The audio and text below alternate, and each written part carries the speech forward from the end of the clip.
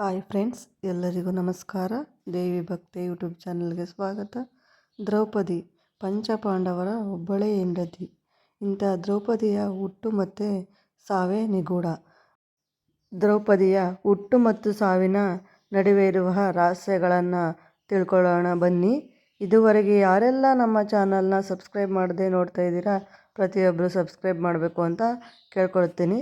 ದ್ರೌಪದಿಯು ಸೇಡಿನಿಂದ ಜನಿಸಿದವಳು ಎಂದು ಹೇಳಲಾಗುತ್ತದೆ. ಹಿಂದೆ ಪಾಂಚಾಲ ರಾಜ್ಯದ ರಾಜನಾದ ದ್ರುಪದನನ್ನು ದ್ರೋಣರು ಅರ್ಜುನನ ಸಹಾಯದಿಂದ ಸೋಲಿಸ್ತಾರೆ. ಆತನಿಂದ ಅರ್ಧ ರಾಜ್ಯವನ್ನು ಕೂಡ ಪಡ್ಕೊಳ್ತಾರೆ. ಇದರಿಂದ ಕೋಪಗೊಂಡ ದ್ರುಪದನು ಅರ್ಜುನನಿಗಿಂತ ತಾನು ಶಕ್ತಿಶಾಲಿಯಾಗಬೇಕೆಂದು ಪುತ್ರಕಾಮೇಷ್ಟಿ ಯಜ್ಞವನ್ನು ಮಾಡುತ್ತಾನೆ.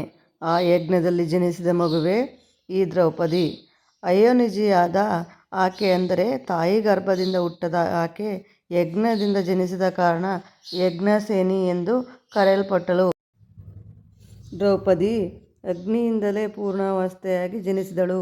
ಇವಳು ಅಗ್ನಿಯಿಂದ ಹುಟ್ಟಿದ್ದರಿಂದ ತುಂಬ ಸುಂದರವತಿಯಾಗಿದ್ದಳು. ಇವಳು ಜನಿಸಿದ ಸಮಯದಲ್ಲಿ ಒಂದು ಅಶರೀರವಾಣಿ ಕೇಳಿಬಂತು.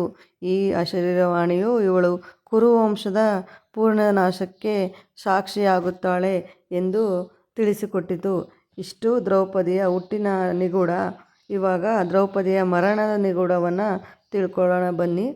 ಶ್ರೀಕೃಷ್ಣನ ಮರಣದ ನಂತರ ಪಾಂಡವರು ಮತ್ತು ದ್ರೌಪದಿಯು ಪ್ರಪಂಚದ ಮೇಲಿನ ಆಸಕ್ತಿಯನ್ನು ಕಳೆದುಕೊಳ್ಳುತ್ತಾರೆ. ಆಗ ಪಾಂಡವರು ಮತ್ತು ದ್ರೌಪದಿಯು ಸ್ವರ್ಗವನ್ನು ಸೇರಲು ನಾಯಿಯೊಂದಿಗೆ ಸ್ವರ್ಗದತ್ತ ಪ್ರಯಾಣಿಸುತ್ತಾರೆ. ಹಿಮಾಲಯದತ್ತ ಪ್ರಯಾಣಿಸುವಾಗ ಅವರಿಗೆ ಸುಮೇರು ಪರ್ವತ ಎದುರಾಗುತ್ತದೆ. ಸುಮೇರು ಪರ್ವತವನ್ನು ದಾಟುವಾಗ ದ್ರೌಪದಿಯು ಪರ್ವತದಿಂದ ಕೆಳಗೆ ಬಿದ್ದು ಮರಣ ಹೊಂದುತ್ತಾಳೆ. ಆಗ ಭೀಮನು ಯುಧಿಷ್ಠಿರನ ಬಳಿ, ದ್ರೌಪದಿ ಯಾಕೆ ನಮಗಿಂತ ಮೊದಲು ಸತ್ತಳು? ನಮ್ಮೊಂದಿಗೆ ಸ್ವರ್ಗಕ್ಕೆ ಬರಲು ಯಾಕೆ ಸಾಧ್ಯವಾಗಲಿಲ್ಲ ಎಂದು ಪ್ರಶ್ನಿಸುತ್ತಾನೆ. ಆಗ ಯುಧಿಷ್ಠಿರನು, ದ್ರೌಪದಿಯು ನಮ್ಮೆಲ್ಲರಿಗಿಂತ ಹೆಚ್ಚಾಗಿ ಅರ್ಜುನನನ್ನು ಪ್ರೀತಿಸುತ್ತಿದ್ದಳು.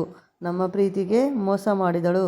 ಆದ್ದರಿಂದ ಆಕೆಗೆ ಸ್ವರ್ಗಕ್ಕೆ ಬರಲು ಸಾಧ್ಯವಾಗಲಿಲ್ಲ ಎಂದು ತಿಳಿಸುತ್ತಾನೆ. ಇಷ್ಟು ದ್ರೌಪದಿಯ ಜನನ ಮತ್ತು ಮರಣದ ವಿವರಣೆ. Thank you for watching our YouTube channel.